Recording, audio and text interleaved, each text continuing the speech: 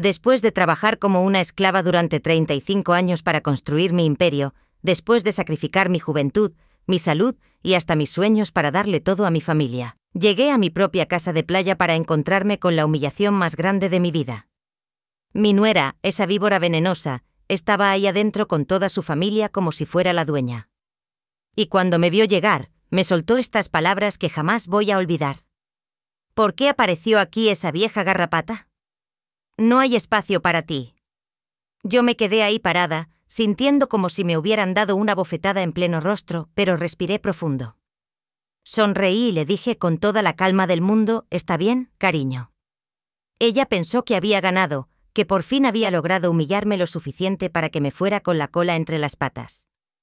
Pero lo que esta mujer no sabía, lo que ninguno de ellos sabía, es que yo no soy la viejita indefensa que aparentó ser. Lo que hice después no solo convirtió su vida en una pesadilla, sino que le enseñé a ella, a mi hijo traidor y a toda su familia parásita, que subestimar a una mujer de mi edad y experiencia es el error más costoso que pueden cometer en sus miserables vidas. Sigue mi historia hasta el final. Y comenta la ciudad desde donde me estás viendo para saber qué tan lejos ha llegado mi relato. Porque lo que vas a escuchar te va a demostrar que la venganza, cuando se sirve fría y calculada, sabe mejor que cualquier platillo gourmet. Mi nombre es Elena Vargas, tengo 68 años y durante 35 años de mi vida fui la esposa perfecta, la madre abnegada y la nuera ejemplar que siempre puso a su familia por encima de todo. Nací en un pueblito de Michoacán, donde aprendí desde pequeña que las mujeres de verdad luchan por su familia sin importar el costo. Mi esposo Carlos, que en paz descanse, era contador en una empresa de construcción y yo trabajaba desde mi casa haciendo alteraciones de ropa para las señoras del barrio.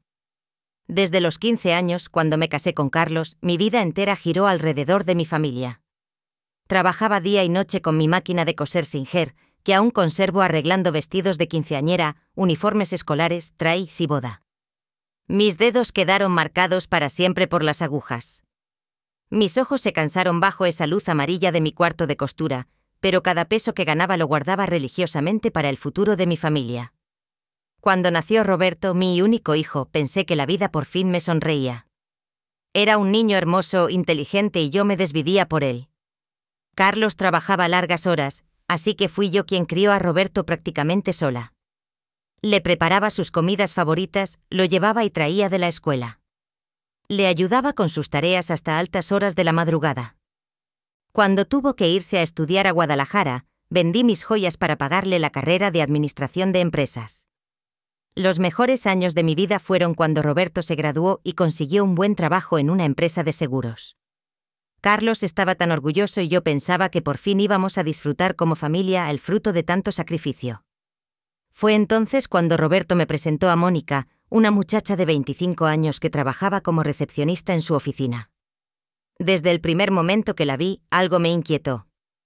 No era su apariencia porque era una muchacha bonita, con cabello rubio teñido y uñas siempre perfectas. Era su mirada, esa forma fría de sonreír sin que la sonrisa llegara a los ojos. «Mucho gusto, señora Elena», me dijo la primera vez, pero su apretón de manos fue tan débil, tan fingido como si tocarse conmigo la lastimara. Cuando Carlos murió hace 8 años de un infarto fulminante, me quedé completamente sola con mi único hijo, Roberto, que ya tenía 30 años y acababa de casarse con Mónica. El dolor de perder a mi compañero de vida fue devastador, pero lo que más me dolió fue darme cuenta de que ni mi propio hijo ni su esposa parecían entender mi sufrimiento. «Mamá, ya tienes que seguir adelante», me decía Roberto apenas habían pasado 2 semanas del funeral. «Mónica dice que no es bueno que te quedes sola». Lamentándote a Mónica dice, ya desde entonces todo en la vida de mi hijo giraba alrededor de lo que opinara esa mujer con el dinero del seguro de vida de Carlos, que fueron 300,000 pesos más mis ahorros de toda una vida de trabajo que nunca les conté que tenía. Compré esa hermosa casa en Puerto Vallarta. No era una casa cualquiera. Era una propiedad de 2 pisos con 4 recámaras, 3 baños completos, una cocina integral que parecía de revista y lo más hermoso de todo, a un jardín que daba directo a la playa con una vista espectacular del Océano Pacífico. Costó 2,800,000 pesos, pero valía cada centavo. Mi idea fue que fuera el lugar donde toda la familia se reuniera en vacaciones, donde mis nietos pudieran correr en la arena, donde Roberto pudiera descansar del trabajo, donde Mónica y yo por fin pudiéramos conocernos de verdad y ser amigas como suegra. Y no era que ingenua fui. Desde la primera vez que Mónica puso un pie en esa casa, su actitud cambió completamente. «Ay, suegrita», me decía con esa voz empalagosa que ya me daba escalofríos. «¿No cree que ya es mucha responsabilidad para usted mantener esta casa tan grande, el gas, la luz, el agua, el mantenimiento? Debe ser muy caro para una persona de su edad». Roberto, mi propio hijo, en lugar de defenderme y recordarle que yo había trabajado toda mi vida para comprar esa casa, siempre tomaba a su lado. «Mamá, Mónica, tienes razón. Tal vez deberías considerar vender y mudarte a algo más pequeño, más cómodo para ti, más cómodo para mí», decía. Pero yo sabía que lo que realmente quería decir era más conveniente para ellos. Los últimos 2 años fueron un infierno silencioso que me comía por dentro. Mónica comenzó a tratarme como si fuera una empleada en mi propia casa, como si ella fuera la señora y yo la sirvienta. «Elena, ¿podrías limpiar el baño de arriba?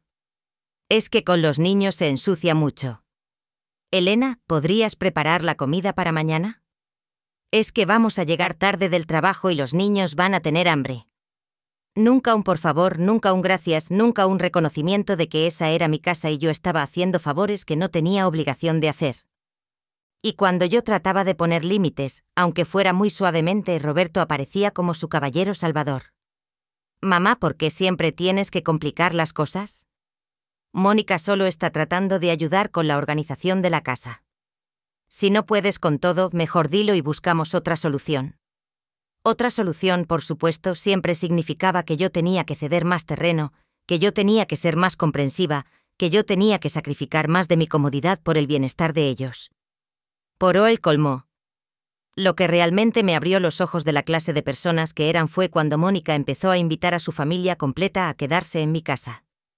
Por semanas enteras, sin siquiera preguntarme, llegaban sus hermanos Raúl y Patricia con sus respectivos hijos, su prima Fernanda con su esposo, hasta su mamá, doña Carmen, una señora prepotente que me veía como si fuera basura.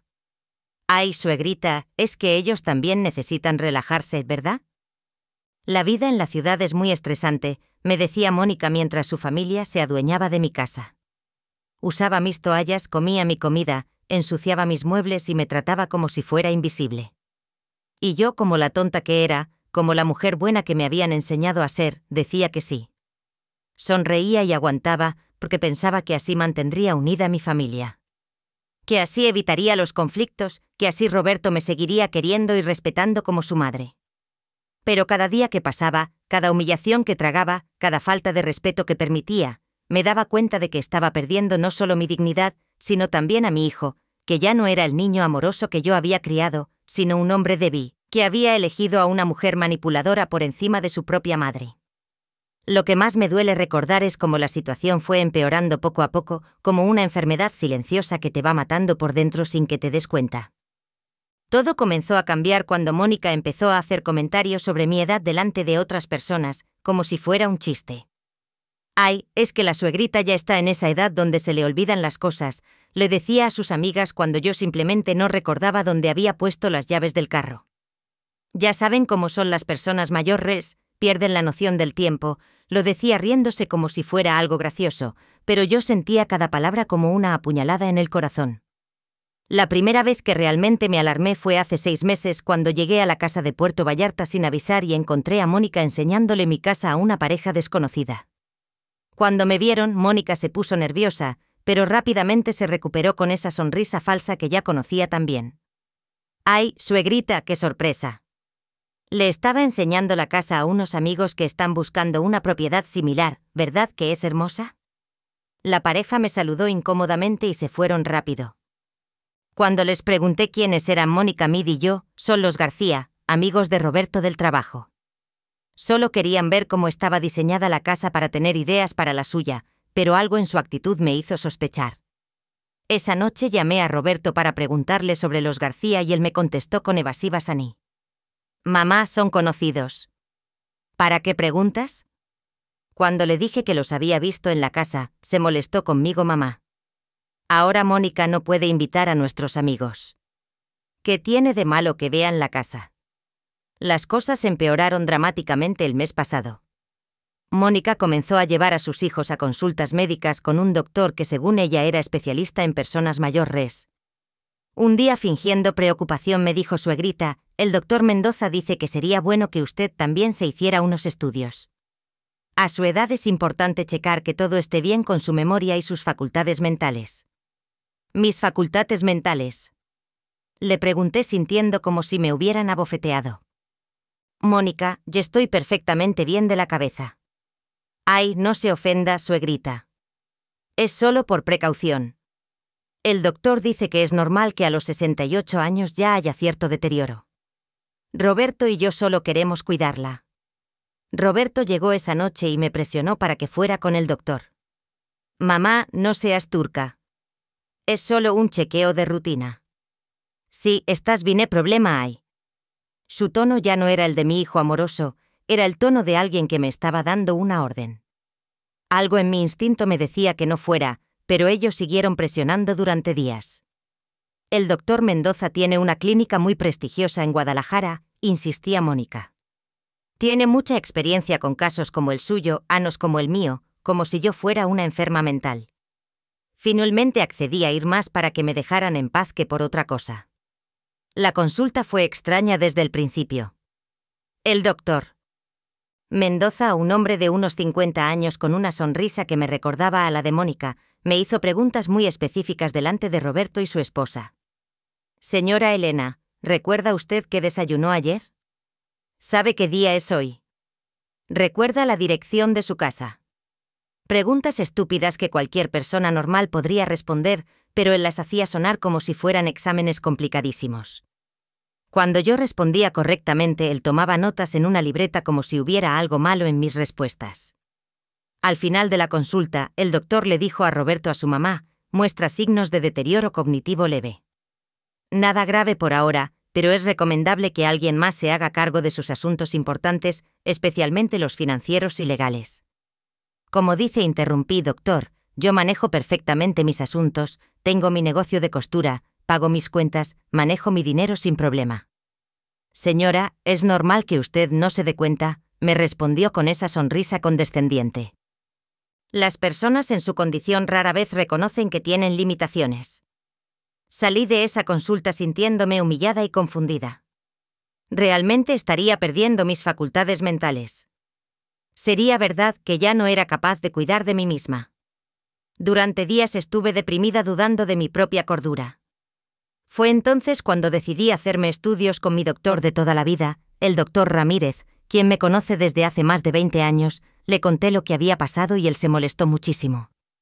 Elena, tú estás perfectamente bien. Esa evaluación que te hicieron es una farsa. Los estudios que te practiqué muestran que tienes las facultades mentales de una persona de 50 años, tu memoria, tu razonamiento, todo está perfecto. Me dio un informe médico completo que demostraba que yo estaba mental y físicamente saludable. Pero cuando traté de mostrarle el informe a Roberto, él se enojó conmigo. Mamá, el doctor Ramírez ya está muy viejo. Probablemente ya no está actualizado. El doctor Mendoza es un especialista reconocido. Mónica dice que deberíamos buscar una segunda opinión con otro especialista que él recomienda. Ahí fue cuando entendí que esto ya no era casualidad, era una conspiración planeada. Empecé a prestar más atención a las conversaciones entre Roberto y Mónica. Y lo que descubrí me heló la sangre. Una noche hace 3 semanas, me quedé en casa de Roberto porque había llovido mucho y no quería manejar de noche. Estaba en el cuarto de huéspedes.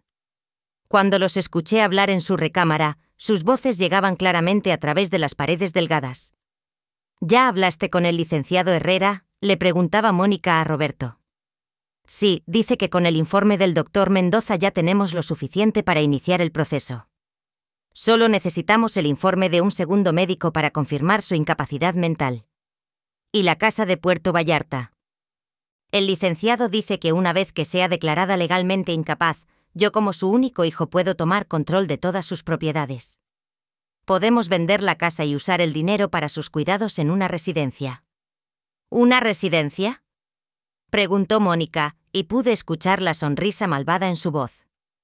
Ay, Roberto, qué lástima que tu mamá tenga que pasar sus últimos años en un lugar así, es lo mejor para ella. Mónica ya no puede cuidarse sola y nosotros no podemos estar encima de ella todo el tiempo. Además, el dinero de la venta nos vendría muy bien. Con lo que vale esa casa, podríamos comprar el departamento en Polanco. ¿Qué tanto quieres? Me quedé ahí sentada en la cama temblando de la impresión. Mi propio hijo, el niño que yo había criado con tanto amor, estaba planeando robarme mi casa y encerrarme en un asilo para quedarse con mi dinero. Y todo esto con la ayuda de un médico corrupto y un abogado sin escrúpulo. Al día siguiente actué como si no hubiera escuchado nada, pero por dentro estaba planeando mi siguiente movimiento. Sabía que tenía que actuar rápido porque ellos ya estaban muy adelantados en su plan para declararme incapaz. Fue entonces cuando decidí irme unos días a la casa de Puerto Vallarta para pensar con claridad y decidir qué hacer. Les dije a Roberto y Mónica que necesitaba unos días de descanso en la playa y ellos parecieron muy contentos de que me fuera.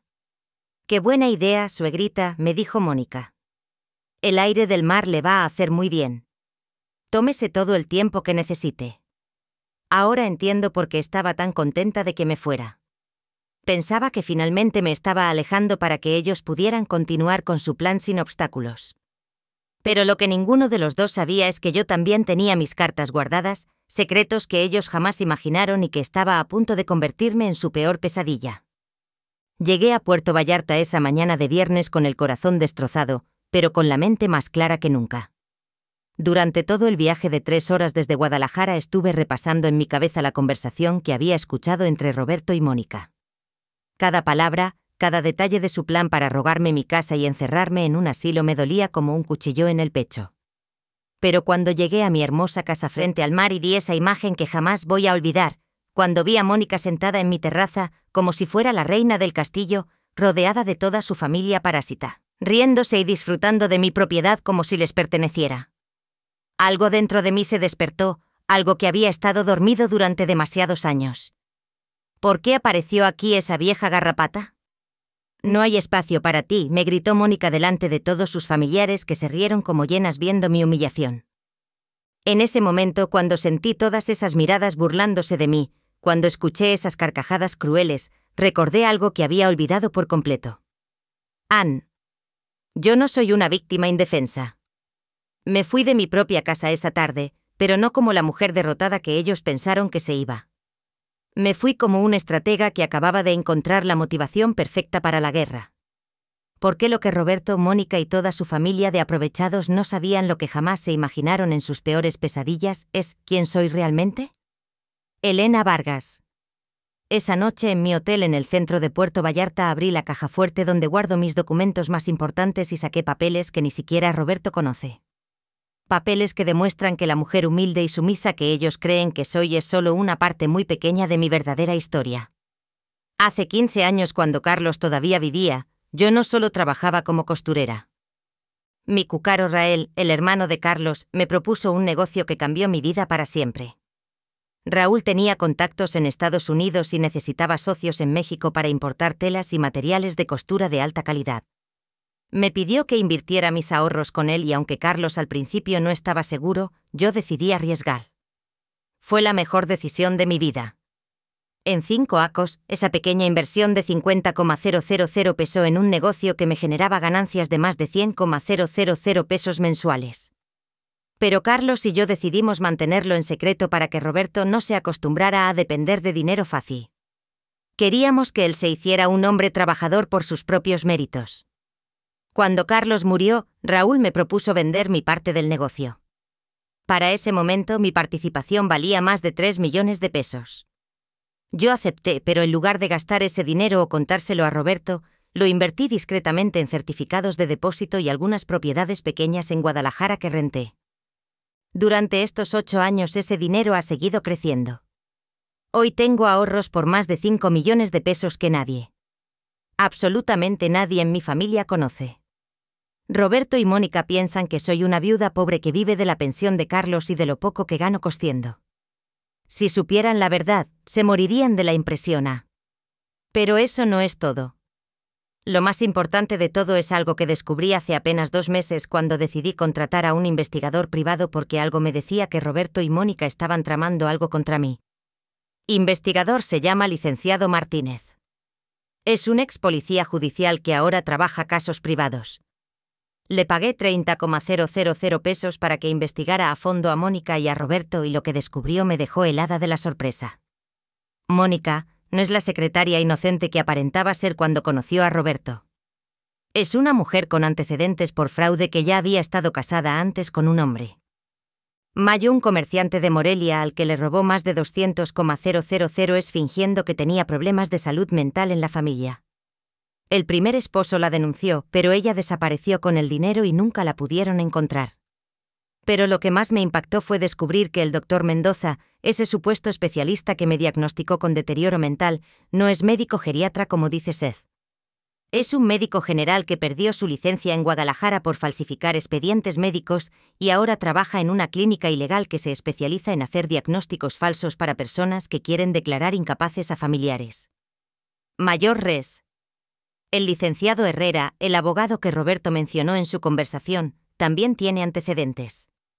Ha sido sancionado 3 veces por el Colegio de Abogados por prácticas fraudulentas relacionadas con herencias y propiedades de personas mayores. En otras palabras, mi hijo no solo me está traicionando, sino que se metió con una banda de criminales profesionales que se dedican a robarle sus propiedades a personas de la tercera edad.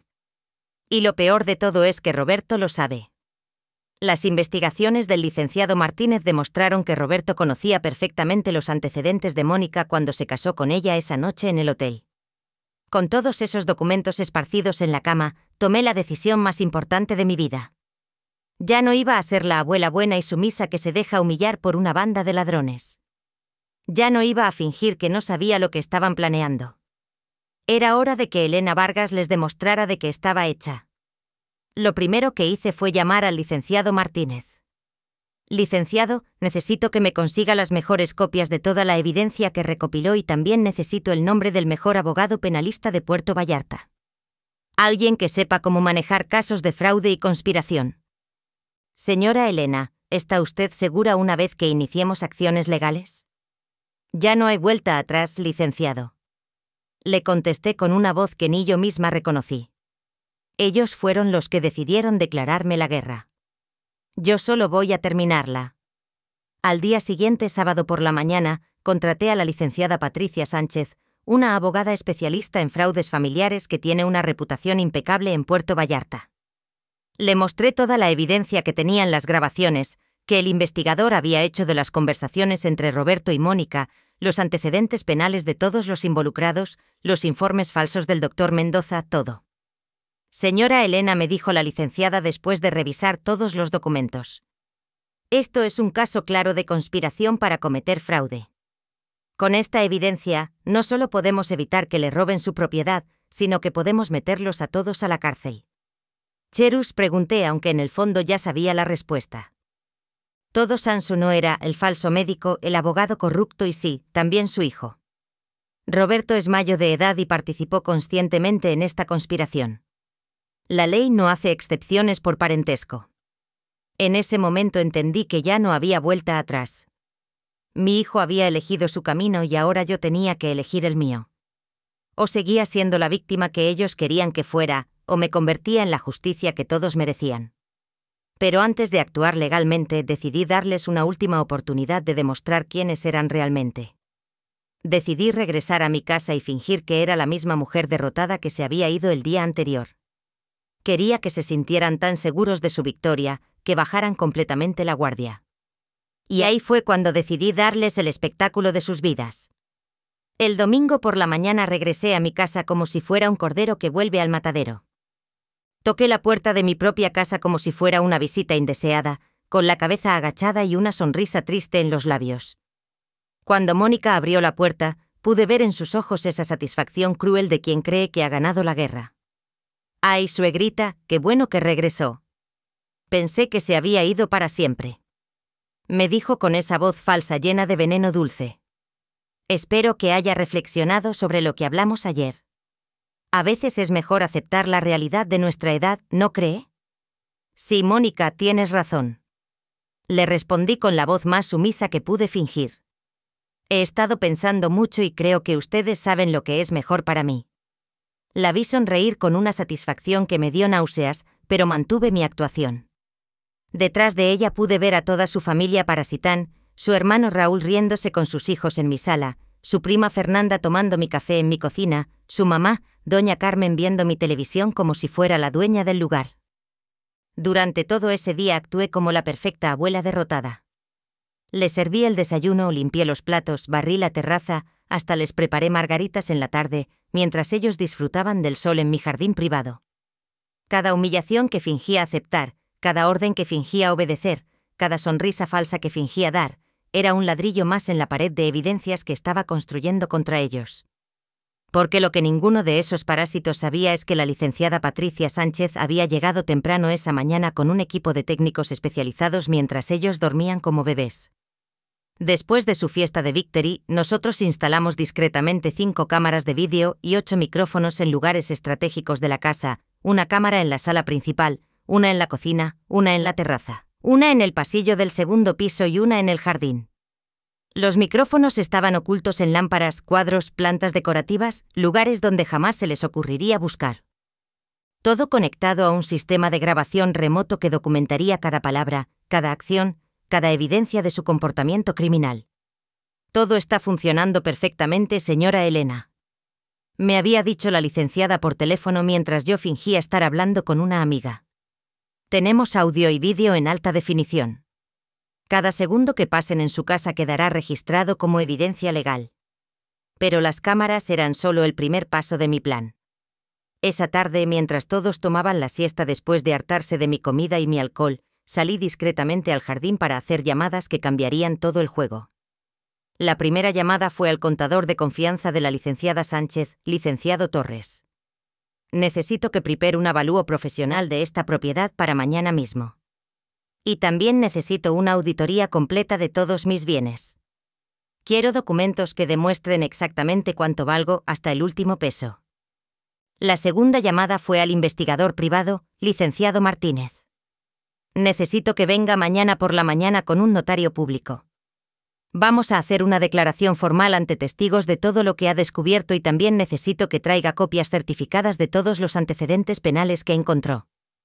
La tercera llamada fue la más dolorosa, pero también la más necesaria. Llamé al doctor Ramírez, mi médico de toda la vida. Doctor, necesito que venga mañana a esta dirección con 2 colegas suyos para hacerme un examen mental completo. Quiero una evaluación médica que demuestre ante cualquier tribunal que estoy perfectamente cuerda y capacitada. Y la cuarta llamada fue la que sellaría el destino de todos ellos. Llamé al Ministerio Público de Puerto Vallarta y pedí hablar con el fiscal especializado en fraudes familiares, fiscal Rodríguez. Habla Elena Vargas. Tengo evidencia de una conspiración para declararme legalmente incapaz y robarme mis propiedades. ¿Cuándo podemos reunirnos para que inicie una investigación formal, señora Elena? Si tiene evidencia sólida, podemos vernos mañana mismo, pero necesito que entienda que una vez que iniciemos el proceso penal, no hay vuelta atrás. Si los acusados son culpables, irán a la cárcel. Fiscal. Le respondí mirando hacia la casa donde mi propia familia estaba celebrando mi supuesta derrota. Ellos ya eligieron su destino. Yo solo voy a asegurarme de que lo reciban. Esa noche, durante la cena, Roberto llegó de Guadalajara con una sonrisa que me heló la sangre. Se veía tan contento, tan seguro de que su plan estaba funcionando perfectamente. Se sentó a mi mesa, comió mi comida y me habló como si fuera una niña pequeña que necesitaba instrucciones simples. Mamá Mónica me contó que ya estás más tranquila, que entiendes que necesitas ayuda. Me da mucho gusto que por fin estés siendo razonable. Sí, hijo, le respondí con la voz más dulce que pude fingir. Ya entiendo que ustedes solo quieren lo mejor para mí. Exacto, mamá. Por eso mañana en la tarde vamos a ir juntos a ver al licenciado Herrera. Él va a explicarte unos papeles muy sencillos que van a hacer que todo sea más fácil para ti. Ya no te vas a tener que preocupar por la casa, por las cuentas, por nada. Mónica se rió y añadió: ay, suegrita, va a ser como unas vacaciones permanentes. Nosotros nos vamos a encargar de todo mientras usted descansa y disfruta. Por dentro estaba temblando de la rabia, pero por fuera mantuve mi actuación perfecta. ¡Qué buenos son conmigo! No sé qué haría sin ustedes. Esa noche, cuando todos se fueron a dormir, me quedé despierta en mi cuarto preparando el último detalle de mi venganza. Saqué mi teléfono y marqué un número que tenía guardado desde hacía meses, pero que nunca pensé que tendría que usar. Claudia, habla Elena Vargas, la mamá de Roberto. Sé que es muy tarde, pero necesito preguntarte algo muy importante. ¿Es verdad que el año pasado Mónica trató de convencerte de que le prestaras dinero fingiendo que yo estaba enferma? Claudia, la hermana de Roberto, había cortado contacto con nosotros hace un año después de una pelea con Mónica. Nunca entendí bien qué había pasado, pero ahora empezaba a ver el patrón. Tía Elena, qué bueno que por fin me habla, Sir. Mónica me dijo que usted tenía Alzheimer y que necesitaban dinero para sus medicamentos. Me pidió 50,000 es y me mostró unos papeles que supuestamente eran del doctor. Cuando le dije que prefería hablar directamente con usted, se enojó muchísimo y me dijo que usted ya no estaba en condiciones de manejar sus asuntos. ¿Y por qué no me dijiste nada, Claudia? Porque cuando traté de hablarle a Roberto, él me gritó y me dijo que usted estaba muy delicada y que era mejor no molestarla. Me dijo que si yo no confiaba en él, era mejor que no tuviéramos más contacto. Ahí estaba otra pieza del rompecabezas. Roberto y Mónica ya habían empezado a aislarme de mi propia familia desde hace más de un año, cortando cualquier contacto que pudiera revelar sus mentiras. Pero su error fue subestimar a Elena Vargas, porque al día siguiente, cuando ellos pensaban que iban a firmar mi sentencia de muerte legal, yo les iba a servir la sorpresa más grande de sus miserables vidas. Y ese madrugada, antes de que alguien se despertara, salí silenciosamente al jardín y marqué el último número de mi lista. Era el número del periodista de investigación del periódico local, un hombre que se especializa en exponer fraudes contra personas mayores en Sautoado Vargas. Habla Elena Vargas. Tengo la historia del año para usted. Una banda de criminales que se dedica a robarle sus propiedades a personas de la tercera edad y yo tengo toda la evidencia. Le interesa estar presente mañana cuando los atrapen con las manos en la masa. Todo estaba listo. Las cámaras grabando, los abogados preparados, la evidencia documentada, la prensa alertada y los criminales durmiendo tranquilamente en mi casa, soñando con mi dinero, sin saber que estaban a punto de vivir la peor pesadilla de sus vidas. Porque Elena Vargas no era solo una abuela costurera, era una mujer de negocios que había aprendido a pelear en un mundo de hombres, una estratega que había mantenido secretos millonarios durante años y ahora una justiciera que estaba a punto de cobrarla deuda más cara de sus vidas. El show estaba a punto de comenzar y yo tenía los mejores asientos de la casa. El lunes amaneció con un cielo despejado y un sol brillante que parecía anunciar que la justicia por fin iba a llegar a mi casa. Yo me levanté más temprano que de costumbre y preparé un desayuno especial para toda la familia. Huevos rancheros, frijoles refritos, café de olla. Pan dulce, todo servido en mi mejor vajilla, como si fuera una celebración. ¡Ay, suegrita, qué desayuno tan rico!, me dijo Mónica mientras devoraba mi comida en mi mesa. Se ve que ya está más animada. Eso me da mucho gusto. Sí, Mónica, me siento muy bien hoy, como si fuera el primer día del resto de mi vida. Le respondí con una sonrisa que ella interpretó como resignación, pero que en realidad era pura anticipación.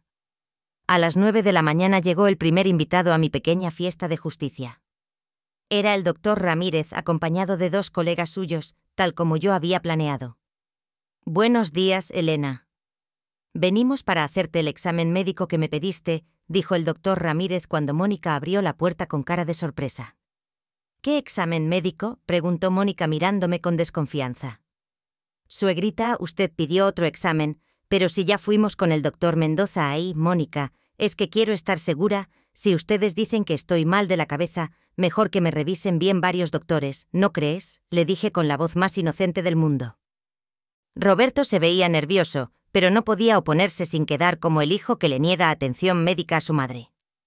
Los 3 doctores me examinaron durante 2 horas completas haciéndome pruebas de memoria, razonamiento, coordinación, reflejo, todo documentado y grabado con las cámaras que ellos no sabían que estaban ahí. Señora Elena, anunció el doctor Ramírez cuando terminaron. Los 3 doctores coincidimos en que usted tiene excelente salud mental y física. Sus facultades cognitivas están perfectas. Su memoria es excepcional para su edad y no hay ningún signo de deterioro mental. Vi cómo la cara de Mónica se puso pálida como un papel, pero el doctor Mendoza dijo que el doctor Mendoza interrumpió el doctor Ramírez. ¿Se refiere a Ricardo Mendoza? Señora, ese hombre perdió su licencia médica hace 3 años por falsificar diagnósticos. No es un médico certificado. Roberto se paró de un salto. ¿Cómo dice Mónica? ¿De dónde sacaste a ese doctor? Yo no sabía. Una amiga me lo recomendó. Tartamudeó Mónica, pero ya se veía que estaba entrando en pánico. En ese momento llegó mi segundo invitado, el licenciado Martínez, el investigador privado, acompañado de un notario público y cargando una carpeta gruesa con documentos. Buenos días, señora Elena. Vengo a entregar el informe que me solicitó, dijo el investigador con voz formal. ¿Qué informe?, gritó Roberto. Mamá, ¿qué está pasando aquí? Tranquilo, hijo. Solo quería investigar un poquito sobre las personas que van a cuidar de mí. Respondí con calma mientras el notario comenzaba a sacar los documentos. Licenciado Martínez, ¿puede leer en voz alta lo que encontró sobre Mónica Gutiérrez? El investigador abrió la carpeta y comenzó a leer a Mónica Gutiérrez. De 32 años de edad, tiene antecedentes penales por fraude en el estado de Michoacán. En el año 2018 contrajo matrimonio con el comerciante Alfredo Morales, de 65 años, a quien estafó 200,000 pesos fingiendo problemas de salud mental en su familia. «Eso es mentira», gritó Mónica. «No pueden demostrar nada». «Aquí están las copias certificadas de los expedientes judiciales», continuó el investigador mostrando los papeles. También está documentado que el señor Roberto Vargas conocía estos antecedentes al momento de contraer matrimonio con la señora Mónica Roberto. Se quedó helado Ano. «Jon, si sabías, Roberto», le dije con una voz que ya no tenía nada de sumisa. «El investigador tiene grabaciones de conversaciones donde admites que conocías el pasado criminal de tu esposa». En ese momento, la familia parásita de Mónica, que había estado riéndose y disfrutando de mi casa durante días, empezó a entender que algo muy malo estaba pasando. Se fueron acercando a la sala con caras de preocupación. Y ahora, continué. Licenciado Martínez, ¿puede leer lo que encontró sobre el plan para robarme mi casa? Con mucho gusto, señora Elena.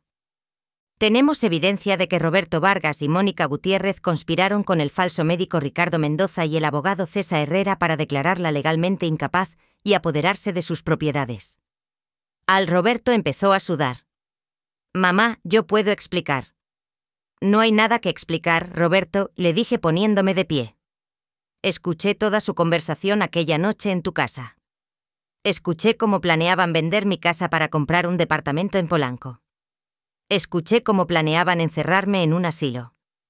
Escuché cómo mi propio hijo decidió traicionar a la mujer que lo crió. Mónica trató de tomar control de la situación. Roberto, vámonos de aquí. Esta vieja loca está inventando cosas. Llamemos al doctor Mendoza para que venga a evaluarla». «El doctor Mendoza no va a venir», dijo una voz nueva desde la puerta. Era la licenciada Patricia Sánchez. Acompañada de 2 policías ministeriales, porque está siendo arrestado en este momento por ejercicio ilegal de la medicina y falsificación de documentos. Los policías entraron a mi sala y uno de ellos se dirigió a Roberto y Mónica. «Roberto Vargas y Mónica Gutiérrez tienen derecho a permanecer callado. Están arrestados por conspiración para cometer fraude». «No pueden arrestarnos», gritó Mónica. «No han hecho nada malo». «Esta vieja está loca, señora», le dijo la licenciada Sánchez mostrándole una grabadora. «Tenemos grabado todo lo que han hecho y dicho en esta casa durante los últimos 3 días. Tenemos sus conversaciones sobre el plan para declararla incapaz. Tenemos evidencia de cómo la han tratado. Tenemos todo documentado». En ese momento puse mi carta final sobre la mesa. Saqué los documentos que había estado guardando durante años y los puse sobre la mesa de centro. «Roberto, Mónica, toda su hermosa familia», dije con una voz que ahora sonaba como la de la empresaria que realmente soy. «Quiero que sepan quién es en realidad Elena Vargas». Abrí la primera carpeta. «Estos son mis estados de cuenta bancarios. Tengo 5,400,000 en inversiones que ustedes no sabían que existían». Roberto se tambaleó como si lo hubieran golpeado. Abrí la segunda carpeta. «Estas son las escrituras de 3 propiedades en Guadalajara que compré con las ganancias de mi negocio de importación de telas.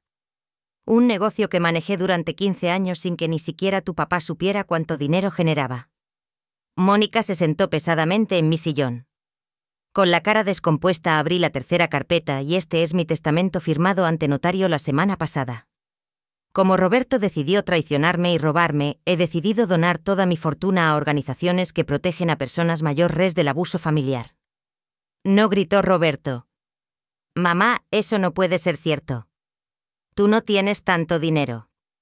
La mujer pobre y sumisa que ustedes creían que era. Roberto nunca existió. Yo soy una empresaria que construyó un patrimonio millonario y que decidió fingir ser vulnerable para ver hasta dónde eran capaces de llegar y llegaron hasta el fondo del infierno. La licenciada Sánchez se acercó a Roberto con los documentos de arresto. Roberto Vargas, usted y su esposa enfrentan cargos por conspiración para cometer fraude, abuso de persona mayor y tentativa de despojo. La pena puede ser de 5 a 10 años de prisión, pero ella es mi mamá. Soy yo, Roberto, en yo solo. Mónica me dijo que era lo mejor para ella. Roberto, le dije mirándolo directamente a los ojos. Tú escogiste a una criminal por encima de tu madre. Escogiste el dinero por encima del amor. Escogiste traicionarme en lugar de protegerme. Ahora vas a vivir con las consecuencias de tus decisiones. En ese momento llegó el último invitado a mi fiesta de justicia, el periodista del periódico local con un fotógrafo. Señora Elena, ¿podemos comenzar la entrevista sobre la banda de estafadores que operaba contra personas mayores? Mónica empezó a llorar histéricamente. Esto es una trampa. Esta vieja nos tendió una trampa. Mónica, le dije con la voz más fría que he usado en mi vida. Ustedes fueron los que decidieron declararme la guerra. Yo solo fui mejor estratega que ustedes, mientras los policías esposaban a Roberto y Mónica, mientras toda su familia parásita corría despavorida de mi casa, mientras los periodistas tomaban fotos que aparecerían en primera plana. Al día siguiente yo me quedé ahí parada en mi sala, en mi casa, sintiendo por primera vez en años que Elena Vargas había vuelto a casa. La guerra había terminado y yo había ganado cada batalla. 3 meses después de ese día que cambió mi vida para siempre, estoy sentada en la terraza de mi hermosa casa de Puerto Vallarta tomando mi café de la mañana mientras veo el amanecer sobre el Océano Pacífico. Ya no hay voces gritándome que soy una carga. Ya no hay miradas de desprecio, ya no hay familia parásita invadiendo mi espacio. Solo hay paz, dignidad y la satisfacción de haber luchado por lo que era mío. El juicio fue más rápido de lo que esperaba. Con toda la evidencia que teníamos, las grabaciones, los documentos, los testigos, Roberto y Mónica no tuvieron más opción que declararse culpables. Roberto fue sentenciado a 5 años de prisión por conspiración. Para cometer fraude y abuso de persona mayor, Mónica recibió 7 años porque tenía antecedentes penales. El falso doctor Mendoza recibió 8 años por ejercicio ilegal de la medicina y falsificación de documentos. El abogado corrupto César Herrera perdió su licencia profesional y también está enfrentando cargos criminales. Toda la red de estafadores que se dedicaba a robarle sus propiedades a personas mayores fue desmantelada. Gracias a mi caso. Pero las consecuencias legales fueron solo el principio. La verdadera justicia vino después, cuando toda la familia y la comunidad se enteró de lo que habían hecho. El periódico local publicó la historia en primera plana con el título Abuela milonaria Hister Faduris Familiaris. El artículo se volvió viral en redes sociales y llegó hasta los noticieros nacionales. La humillación pública que Roberto y Mónica sufrieron fue total. Sus fotos aparecieron en todos los periódicos como los hijos ingratos que traicionaron a su madre para robarle su patrimonio. Los amigos, los vecinos, los compañeros de trabajo, todos se enteraron de quiénes eran realmente. Claudia, mi sobrina, vino a visitarme la semana pasada. Tía Elena, me dijo con lágrimas en los ojos, perdóneme por no haberle dicho lo que Mónica me había contado. Si hubiera sabido que estaban planeando todo esto. Claudia, mi hija, no tienes nada que perdonar. Ellos manipularon a toda la familia. Lo importante es que ahora todos sabemos la verdad. Los nietos de Roberto, mis pobres nietos inocentes, ahora están viviendo con los papás de Mónica. Me parte el corazón no poder verlos, pero no voy a exponer a esos niños al ambiente tóxico que crearon sus padres. Cuando sean mayores, si quieren conocer a su abuela, aquí voy a estar. Mi nueva vida es completamente diferente con mis 5 millones de pesos bien invertidos. Vivo como la reina que siempre merecí. Contrade Carmen, una muchacha muy educada y respetuosa que me ayuda con la limpieza y la cocina. No como empleada, sino como compañía.